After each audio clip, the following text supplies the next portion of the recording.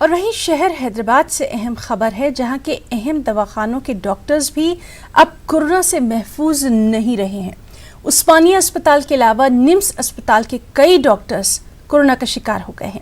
रियासती वजीर सेहत ई राजेंद्र ने कहा है कि डॉक्टर्स, नर्सेज और महकमा सेहत के ओहदेदारों के तहफ़्फ़ुज़ की जिम्मेदारी हुकूमत की है।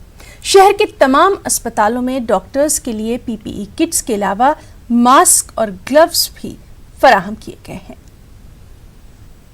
MCH डिलीवरी हॉस्पिटल से और जो कोविड हॉस्पिटल से जो क्रॉनिक पेशेंट्स, जो सारी केसेस ALI जो केसेस आता है उन्हें वो हॉस्पिटल के अंदर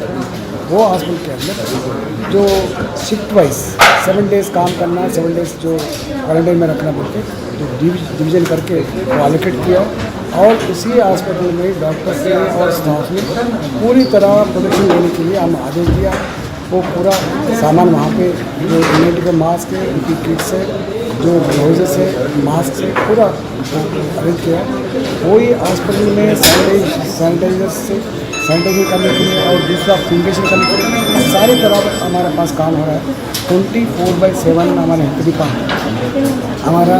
डिपार्टमेंट एम्प्लॉइज़ को प्रोटेक्शन करने के लिए हम कोशिश कर रहे हैं।